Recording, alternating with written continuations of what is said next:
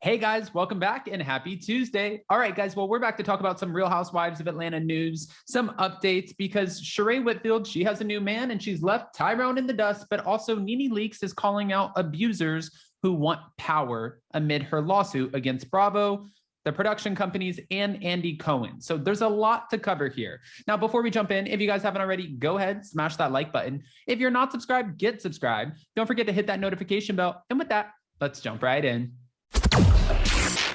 It's time for all your binge-worthy pop culture news. Welcome to Up and Adam.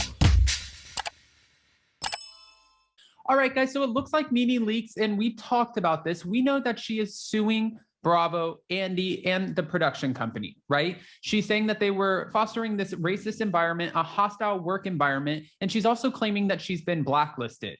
If you go on her social media on Instagram, it literally says in her bio, blacklisted, and she's claiming that for years she was in a work environment where they let a lot of racist behavior go on and that we didn't get to necessarily see everything because a lot of things happen behind closed doors. Now, she went on Twitter to call out abusers who want power over their victims.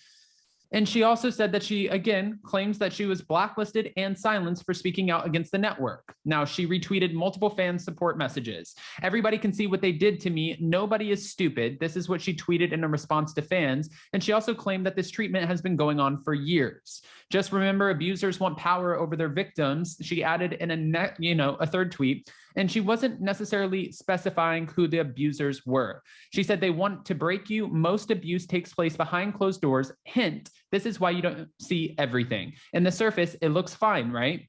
Well, she said that, there were many people behind the scenes who were complicit in this behavior, and she is calling for them to be exposed. Now, we did another video where Carlos King was talking about, how he feels like over the years of being a Real Housewives of Atlanta producer, he established this great relationship with Nene. He said that Nene would always talk very highly of Andy Cohen and that he really wishes that they could sit down and have a conversation and put this to bed. Is that going to happen at this point? I don't think so, because now we're hearing that Nene has been writing for the last year a tell-all book. So in this tell-all book, she's calling it a must read. I'm wondering what she's going to say. And if she wins the lawsuit, will part of the lawsuit be that they squash the book or that they take anything about Bravo out of the book? And if she makes a tell-all, if she writes a tell-all about everything that she went through behind the scenes in this hostile work environment, can Bravo sue her for that? Because that was in her contract not to do something like that. There are so many questions that I have, and she's claiming that she does not care. She's not going to be silenced, and she wants everyone to know how she was treated. She's obviously named Kim Zolciak-Biermann, who has been a part of this whole lawsuit. She said that for the longest time, Kim would make racist remarks like the fried chicken remark and saying that Candy lives in the ghetto. And she made a few remarks, and Nene was like, I would say something to the producers, I would say something to Andy, and instead of doing anything, they retaliated against me and gave her her own spinoff, Don't Be Tardy. So how is that fair? It makes you question, but then some fans are slamming Nene because Nene, not too long ago, I believe it was during the pandemic, was saying that she thinks, she was actually asking fans, would you guys want to see a podcast with me and Kim? So fans are saying, if she was that awful, then why would you ask if we would want to see a podcast with the two of you together? I mean, at the end of the day, I just want to know, how much money is she looking for going after Bravo in this lawsuit, and what the hell is going to be in this tell-all book?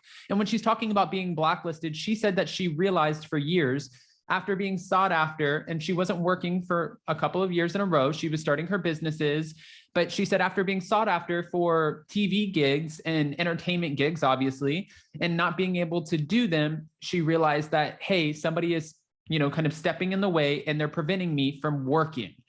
That's what she's claiming. So we'll have to wait and see how this plays out. I have a feeling this is going to be longer than what we think. And then at the end of it, if they do settle, I don't think that she'll be able to say much about it. That'll probably be a part of the settlement. But also Nene's not one to be silenced. Nene says whatever Nene wants to say. So maybe she'll let us know. Anyways, getting back to She by Sheree. Sheree Whitfield has a new man and he's from Love and Marriage, Martel Holt. And I'm excited for her. I want to see Sheree date a new man and I want to see her date a man that's worth her time. I'm not saying anything bad about Tyrone. I obviously don't know Tyrone, but when we saw the scene where he left her hanging in Philadelphia, and she sat there. She was in a city that she said, I didn't know, not a call, not a text. That's not worth her time. She's a successful woman. She's on a reality TV show. She seems like a sweetheart, a great parent. And obviously, if you look at her relationship with her ex, it was tumultuous. And she talked about how there was abuse. And I don't think that any person should go through that. And I think watching Sheree and watching her break down after Tyrone left her hanging, and she said, I don't know. She was having a conversation with her daughter. And she was like, I don't know if I'm going to leave him, because when you love someone, you don't just give up on them. And her daughter's like, Mom, come on. And you feel for her. Your heart breaks for her because that's her mom. And she's saying like, Mom, you deserve so much better than this. And I 1000% agree. Now, we saw photos and videos of her walking with Martel, but nothing was confirmed. And then another video came out with him and his hand on her backside, touching her butt. Okay. And no friends are touching each other's butts. That's not happening. So now we know for sure that there is something in the mix. Now, will she be appearing on Love and Marriage, or will he be appearing on Real Housewives of Atlanta?